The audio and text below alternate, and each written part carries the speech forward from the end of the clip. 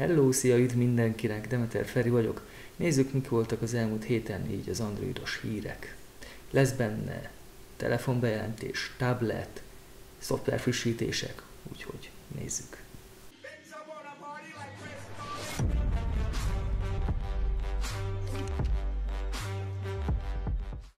Kezdjük a sort a szoftverfrissítésekkel. A Samsungtól kiszivárgott egy ilyen kis lista, egy táblázat, amely két részre van osztva.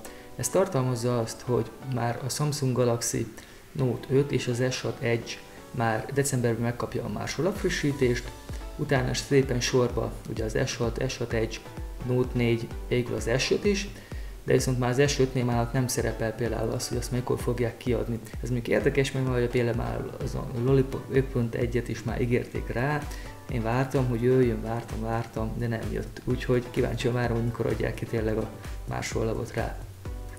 Ha megnézzétek, itt két része van osztva, a táblázat legalján pedig itt van az A és az E széria.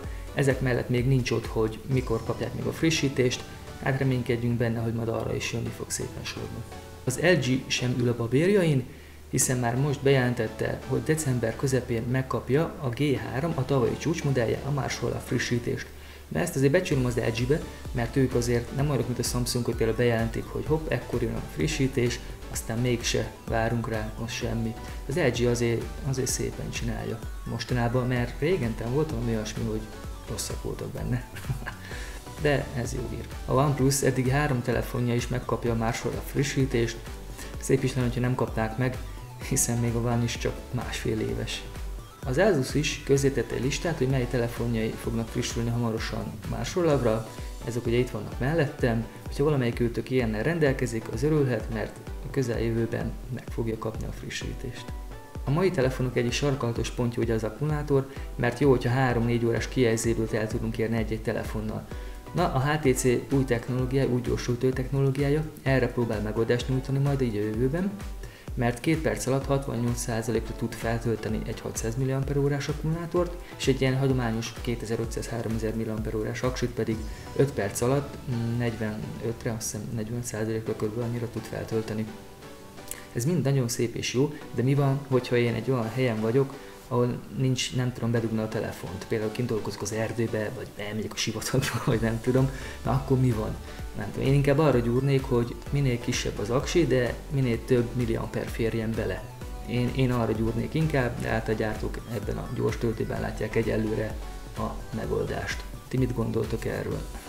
Ti szerintetek ez jó gyors töltés, vagy inkább az lenne jobb tényleg, hogyha nagyobb kapacitású aksi, kisebb teletbe? Csak így halkan megsúgom, hogy akit érdekel a technikai háttér, vártok, olvasom. A lítium-cellák grafitborítású anódokat kaptak, amelyek nagyobb stabilitást tesznek lehetővé, nagyobb feszültség és vagy áramerősség esetében. Na, erről van itt szó, kérem. De viszont a Macox új EX1-es nevű telefonja talán elhozza a megváltást, hiszen 9000 mAh akkumulátorral fog érkezni. Ez a kínai csoda. Sajnos a belső nem mondható csúcsnak, 8 giga a belső tárhelye, 1 giga RAM-ja van neki, hátulra egy 8 megapixeles, előre pedig egy 2 megapixeles kamerát kapott, ez a nem éppen szépnek mondható telefon. Hihetetlenül olcsó, 3000 forintos telefon. Érdekel valakit?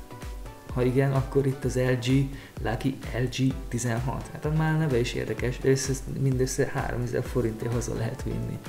Na jó, a belsejét tekintve ne várjatok semmi extrát, 3,8-szoros a kijelzője, a felbontása nem túl acélos, RAM-ból is 512-t kapott és egy 2 megos Snapdragon 200-as proci csomag hajtja meg a kicsike lelkivilágát.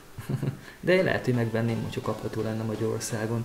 Ennyiért tuti, aztán letesztelném itt nektek. Egy kicsivel drágább, de még mindig olcsónak nevezhető a maga 26 000 forintos árával, az Umi ROM nevű telefonja, amely igazi csúcs hardware-szerű belsőt kapott, a kijelzője egy 5,5-szoros AMOLED technológiás sima HD-s panel, ami azért valószínűleg szép képe lesz. A meghajtásról egy MediaTek proci a felelős, 3 GB RAM-mal megtámogatva, ennyi pénzért ez igazi áldás. Kamerája pedig egy 13 megapixeles Sony hátul, elől pedig egy 2 megapixeles valami kis nyavajás. De biztos, hogy jó tele lehet, mindenképpen érdemes megnézni, aki így szokott külföldről rendelni telefonokat. Igazi selfie rajongó vagy? Akkor tudok egy tök jó telefont, amelyek 21 megapixeles az előlapi kamerája, a hátlapja szintén 21 megapixel, ez pedig a Meizu V4. Ez egy 5 szolos Full HD AMOLED panelt kapott, és egy MediaTek, 8 magos MediaTek chipset hajtja meg, 3 GB RAM-mal. Na, a selfie rajongók tényleg örülhetnek. Pepsi, Cola, legyen Pepsi, úgyis van már telefonjuk, képzeljétek el, a Pepsi Phone P1S. Ez egy MediaTek processzorra meghajtott, 2 GB RAM-mal megtámogatott telefon, a maga 3000 mAh aksiával, kb. 32 000 forintért, van egy 13 megapixeles hátlap és egy 5 megapixeles előlapi kamerája. A kijelző pedig 5,5-szoros és Full HD-s. Vennétek ilyet? Nem tudom. Azért nem vagyok ennyire Pepsi rajongó. 3 új telefont mutatott be a ZTE, név szerint a Blade X3, X5 és az X9. A kettő kicsi, mindkettő 5-szoros HD panelt kapott, MediaTek chipsettel vannak meghajtva, 1 GB RAM-mal megtámogatva.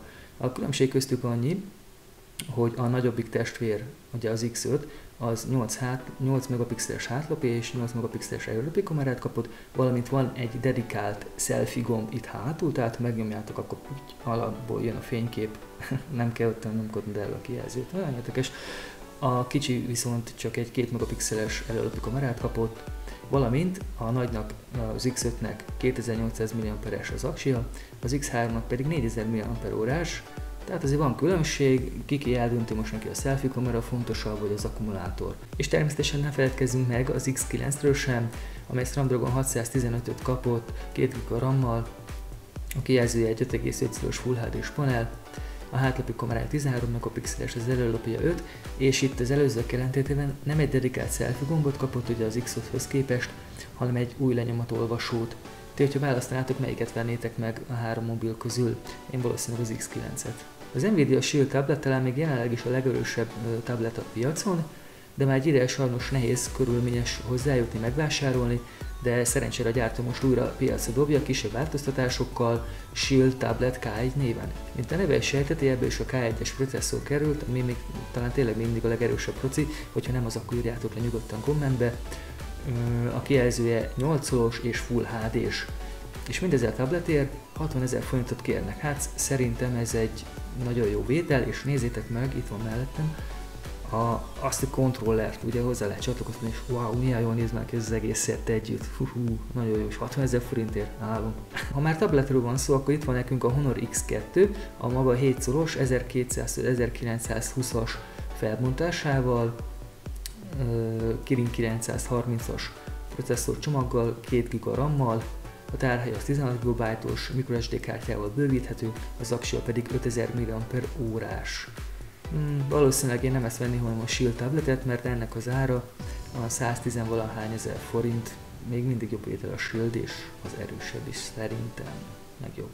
Több telefont és tabletet most nem fogok nektek mutatni, hanem inkább azt mondom, hogy az LG visszavonta a múlt héten megjelent, elég cifra nevű valami RG Urban második generációs LTE okos karóráját, ami nagyon jól néz ki szerintem, wow, kéne egy ilyen nagyon, de visszamondta valamilyen technikai jellegű hibákra adódóan, tehát jelenleg ez nem kapható.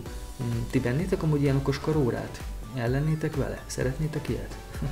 Én kipróbálnak egyet szívesen, mondjuk ezt. És akkor végére hagytam azt, hogy a Facebook Messengerben hamarosan érkezni fog egy olyan funkció, hogy az üzenetek egy bizonyos idő után el fognak tűnni, megsemmisülnek maguktól, ez olyasmi, mint a Snapchatben volt, nem tudom, ismeritek-e, én nem szoktam azt használni, csak hallottam még róla, úgyhogy hamarosan ilyen funkció lesz a Messengerben is.